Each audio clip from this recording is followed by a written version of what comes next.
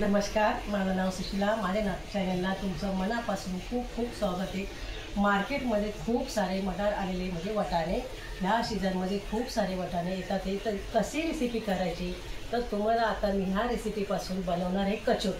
ती कचोरी कशी तयार होते ती बघा आणि मला कमेंटमध्ये नक्कीच सांगा. चला मग आता रेसिपीला आपण लगेचच सुरुवात करूया. तर हे बघा, एक वाटी मी गव्हाचं पीठ घेतलं. याच्यामध्ये मी मिक्स म्हणजे मैदा एक वाटी घेतला. तर मोठी वाटी जरा घेतली मैद्याची. मैदा आणि गव्हाचं पीठ मात्र मिक्स करून घ्यायचं आपल्याला हे संपूर्ण. याच्यामध्ये सोडा वगैरे काही घालायचं नाही आपल्याला, फक्त चवीनुसार मीठ टाकून घ्यायचं आहे. तर मीठ आपण आता 1 चमच मी मीठ टाकून घेते. त्याचप्रमाणे आता मी एका पळी मी तेल घेतलेलं आहे गरम करून आणि थंड केलेलं आहे, ते टाकून घ्यायचं आहे त्याच्यामध्ये. आणि हळूहळू करून आपल्याला हे मळून पाणी टाकून मळायचं आहे. तोपर्यंत हे बघा, तर जे वाटेल तेवढंच आपल्याला ह्याच्यात पाणी घालायचं आहे आणि घट्ट असं मळून घ्यायचं आहे. पातळ मात्र करायचं नाही आहे. सगळं मिक्स करून घेऊया. तर हे बघा, पीठ आपलं तयार झालेलं. जरासं घट्टच ठेवायचं आहे, कारण आपल्याला सारण करायपर्यंत ते थोडंसं सैल होईल.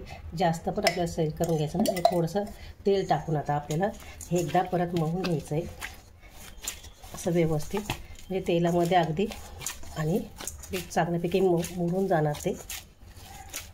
हे बघा, हे अगदी घट्ट आहे. हे बघा, खूप घट्ट आहे, जास्त म्हणजे पहा. हे असं करून आणि एक अर्धा तास आता आपल्याला हे पीठ असंच भिजत ठेवायचं, कारण मैदा टाकल्यामुळे आपल्याला आणि पीठ टाकल्यामुळे हा मैदा आपल्याला फुलून निघेल. म्हणून तोपर्यंत आपण आतमधलं सारण भरून घेऊया. तोपर्यंत आपण याला भिजत ठेवूया. तर कचोरीमधले आपलं आता मी सर्व साहित्य घेतले, मी ते तुम्हाला दाखवते. काळी मिरी घेतलेली बघा 10 ते 12, आणि अद्रकचा तुकडा थोडा घेतलेला आहे. 1 चम्मच बडीशेप घेतलेली, 1 चम्मच जिरा घेतलेले, 1 चम्मच हिंग घेतलेली, चवीपुरतं मीठ घेतलेले, धने घेतलेले, आमचूर पावडर घेतलेली, 4 ते 5 मिरच्या घेतलेल्या आणि कोथिंबीर घेतलेली. आणि हे वजनी म्हणाल तर 200 ते पाव किलो मी वाटाणा घेतलेला आहे. चला मग आता आपल्याला सुका मसाला आहे तो करून घेऊया. तर आता मी याच्यात फक्त हे भाजायचं आपल्याला, आणि जास्त पण भाजायचं नाही. जिरं, धने, जिरं आणि बडीशेप हे आणि काळी मिरी हे आपल्याला संपूर्ण मस्तपैकी खुसखुशीत होईल असे भाजून घ्यायचं आहे. जास्त पण आपल्याला भाजायचं नाही, त्याला लालसर नाही करायचं आहे. थोडासा हलका कलर आला का आपल्याला ते काढून घ्यायचं आहे. हे पहा, तर हे बघा झालं आपलं. किती अगदी मस्तपैकी सुगंध आला. तर आपण एका हे वाटीत काढून किंवा डिशमध्ये काढून घेऊया. हे पहा, तसंच तिकडे घेऊन आपल्याला 1च चम्मच आपल्याला आता तेल घालून घ्यायचं आहे. जास्त तेल नाही घालायचं आपल्याला.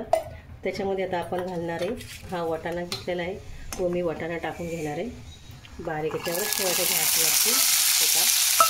आणि वाटाणा अगदी चवळा आहे. आणि जे आपण मिरच्या घेतलेल्या आहेत त्या मिरच्या आपण तुम्हाला जसं चवीनुसार तुम्ही मिरची घालू शकता ते, आणि अद्रकचा तुकडा.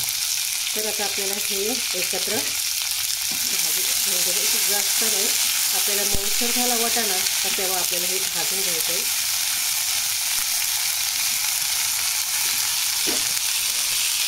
एकदम बारीक गॅसवरच ठेवायचं आहे. आणि 5 मिनटं आता आपल्याला हा वाटाणा ठेवायचा आहे, झाकून ठेवायचा आहे. 5 मिनटं थांबवून आपण परतायचं आहे. कारण अगदी पावडर करून घ्यायचे एका मिक्सरमध्ये. हे पहा, तर हे आता मी बारीक पावडर करून घेते. हे बघा, आता बारीक होऊन झालेलं आहे. ते आपण आता काढून घेऊया. त्याचप्रमाणे आता आपण वाटाणा बघूया व्यवस्थित झाला की नाही म्हणून. तसं बघायला गेलं तर वाटाणा मात्र कवळाच आहे असल्यामुळे नरम लगेच तयार होऊन जाते. बघा, अगदी तयार झालेलं आहे, नरम झालेलं आहे. तर आता आपण याच्यामध्ये टाकणार आहे हिंग. बस, आणि एकदा याला आपण हलवून घेऊया. आणि हा थोडा 5 मिनटं अगदी थंड होईपर्यंत आपण मिक्सरमधनं याला काढून घेऊ. बारीक करायचं नाही, आपल्याला जाडसरच करायचं आहे. थोडा थंड झाला का आपण मिक्सरमधनं काढून घेऊया. झालेलं आपलं सारण. आता हे आपण कोथिंबीर घालून घेऊया त्याच्यामध्ये. पाणी न टाकता आपल्याला बारीक करून, जास्त बारीक करायचं नाही, थोडं जाडसरच ठेवायचं आहे. तर आपल्याला 1 या 2 वेळा मिक्सरमधनं असं फिरवून घ्यायचं आहे.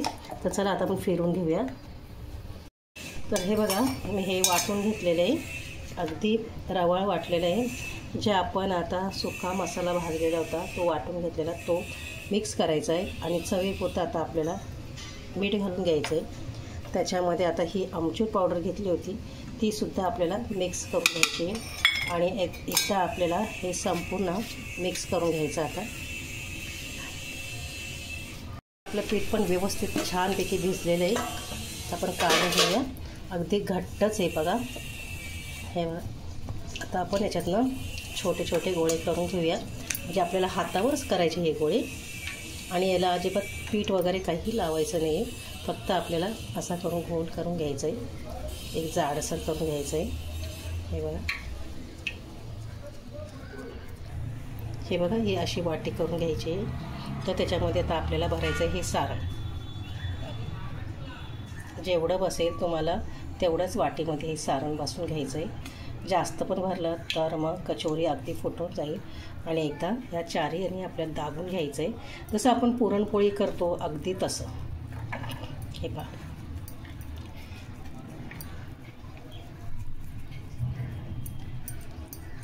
हे बघा. आणि जरा पण असं जे छोटं आलं तर त्याला आपल्या आत टाकून घ्यायचं आणि अगदी असं गोल फिरून घ्यायचं आहे. हातावरच फिरवायचं आहे. हे पहा, जास्त पातळ पण करायची नाही आणि काही नाही. हे बघा, ह्याप्रमाणे आता आपल्याला ह्या सर्व्या करून घ्यायच्या आहे कचोऱ्या. त्या आपल्या कचोऱ्या झालेल्या आहे. तर आता आपण तेल टाकायला ठेवलं. जास्त कडकडीत मात्र तेल ठेवायचं नाही, मीडियममध्ये तेल ठेवायचं आणि मीडियमच गॅस करायचा आपला छोटा. तर आपण आता हे एक एक करून आता तळून घेऊया. हे बघा, जितके बसेल तितके जास्त दाट करायचे नाही आहे.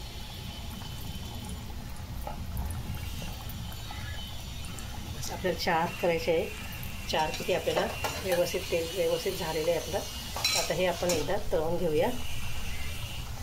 पहा, कचोरी अगदी सुंदर लालसर, हे बघा, दोन्ही साईडले आपल्याला लालसर झालेले आहे. तर आता आपण ह्या कचोऱ्या अशाच हलक्या लालसर करून काढून आणि एक एक करून काढून घेऊया. आपल्या कचोऱ्या झालेल्या आहेत. तर आता आपण जे उरलेल्या कचोऱ्या आहेत त्यासुद्धा आपण अशाचपैकी आपल्याला तळून घ्यायच्या आहे. तर बघा, कचोरी अगदी सुंदर आणि छानपैकी झालेली. तुम्ही मिरचीसोबत पण खाऊ शकता किंवा टॅमॅटो सॉस दह्याबरोबर कशाबरोबर पण खाऊ शकतात. अगदी सुंदर आणि खुशखुशीत झालेली कचोरी आहे. तर तुम्ही माझे व्हिडिओ बघतात नेहमी, तर तुमचे खूप सारे धन्यवाद. नेहमी असेच व्हिडिओ बघा आणि लाईक, शेअर, सबस्क्राईब नक्की करा. परत तुम्हाला नवीन रेसिपी घेऊन येतो, पण तुम्ही मला कमेंट करून सांगा का तुम्हाला ही कचोरी कशी वाटली ती. चला आता बाय बाय.